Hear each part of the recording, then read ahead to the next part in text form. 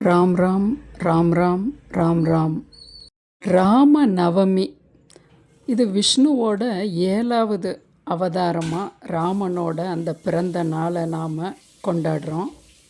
வசந்த காலத்தில், அதாவது இந்த வெயில் காலத்தில், வசந்த காலத்தில் கொண்டாடக்கூடிய ஒரு அற்புதமான விழான்னே சொல்லலாம். அதனால தான் அதற்கு தகுந்தது போல் நெய்வேத்தியங்கள் நம்மக்கிட்ட நாம் அப்படி செய்துகிட்ருக்கோம். பெரும்பாலும் ஏப்ரல் மாதங்கள்லையே இந்த ராமநவமி வருது. இந்த நாளில் ராமாயணம், நாம் இந்த ராமரோட கதைகளை நாம் கேட்குறது, வாசிக்கிறது, இதனால் நமக்கு என்னென்ன நன்மைகள் வேணும் இன்னதுன்னு நீங்கள் கேட்க தேவையில்ல. ஏன்னா நீங்கள் கெட்டதை நல்லதுன்னு நினைப்பீங்க. அதனால் எனக்கான நன்மைகளை செய்ய வேண்டும் அப்படின்னு சொல்லி மட்டும் நம்ம பிரார்த்தனை பண்ணும்போது நமக்கு இது ஒரு தார்மீக பிரதிபலிப்பு அப்படின்னு சொல்லலாம். அதாவது நம்மளோட வேண்டுதல்களை கண்டிப்பாக ராமபிரான் செவிசாய்ப்பாருங்கிறது. ராமன் பிறந்தப்போ வெயில் காலங்கிறதுனால தசரத சக்கரவர்த்தி ஊரில் இருக்க எல்லாத்துக்குமே இந்த நீர்மோர் பானகம் கொடுத்ததால் நாம்ளும் வழி வழியாக அவரோட பிறந்த நாள் அன்னைக்கு அவருக்காக நாம் நெய்வேத்தியம் பண்ணி படைக்கிறோம். வடைப்பருப்புங்கிறதுமே அந்த பாசிப்பருப்பில் செய்கிறதால அதுவுமே உடம்புக்கு குளுமைங்கிறது போல் நெய்வேத்தியங்கள் அமைஞ்சிருக்கு. 2 டேபிள் ஸ்பூன் பாசிப்பருப்பை நல்லா ஊற வச்சு 1 மணி நேரம் கழித்து இப்படி பார்க்குறோம். நல்லா விண்டு வருது. தண்ணீரை எடுத்துடுறோம். உப்பு, இது நான் ஒரு 2 பேர்த்துக்கு அளவாக மட்டும் நான் இது செய்திருக்கேன். உங்கள் குடும்ப உறுப்பினர்களுக்கு போல் செய்துக்குங்க. தேங்காய் துருவல், கொஞ்சம் மல்லி இலை, ஒரு 10 சொட்டு எலுமிச்சஞ்சாறு, இதுக்கு ஒரு தாளிதம் பச்சை மிளகாய், கருவேப்பிலை, பெருங்காயம் போட்டு தாளிதம் பண்ணி இந்த பருப்போடு கொட்டி நம்ம பெரட்டி கொடுத்துக்கிறோம். இதுக்கு பேர் வடை பருப்பு. அடுத்தது பானகம் பண்ணிக்கலாம். 100 வெல்லம் எடுத்திருக்கேன். இந்த 1 பங்கு வெல்லம், இதுக்கு 4 பங்கு தண்ணி விட்டுக்கிறோம்.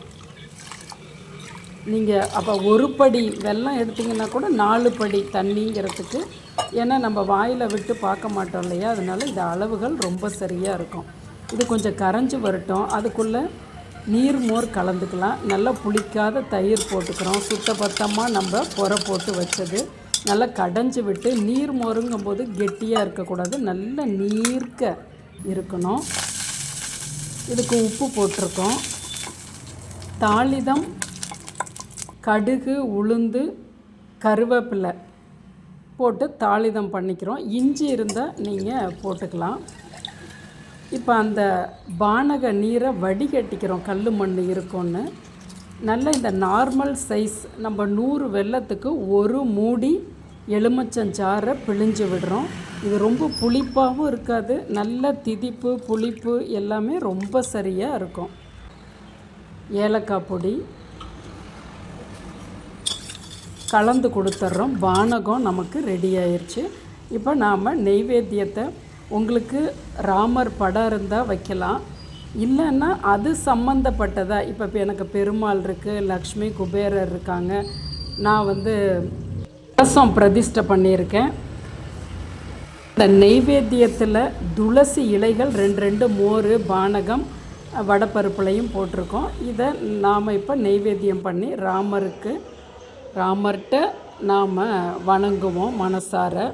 இப்போ அந்த நெய்வேத்தியத்தை எடுத்து என்னோடய கணவருக்கு கொஞ்சம் வடைப்பருப்பு கொடுக்குறேன். அவர் கண்ணில் ஊற்றி சாப்பிட்டுக்கிறாரு. உங்களோட அக்கம் பக்க வீட்டார்களுக்கு ஒரு குழந்தை இல்லாத தம்பதிகள் இருந்தால் கண்டிப்பாக அவங்களுக்கு நீங்கள் நீர்மோர் பானகம் வடைப்பருப்பு கொடுக்கும்போது அவங்களுக்கும் ஒரு குழந்தை பாக்கியம் கிடைக்கும்.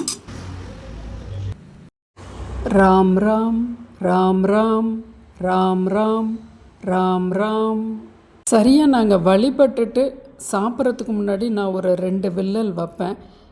ஒரு சில நேரம் அணிலார் வருவார், ஒரு சில நாட்களில் வரமாட்டார். இன்றைக்கி அவர் எனக்கு காட்சி கொடுத்தது, என்னுடைய உணவை சாப்பிட்டது எனக்கு ராமபிரானோட அனுக்கிரகம் கிடைச்சதாகவே நான் நினைக்கிறேன். ஓம் ராம் ஸ்ரீராம் ஸ்ரீராம் ஸ்ரீராம்.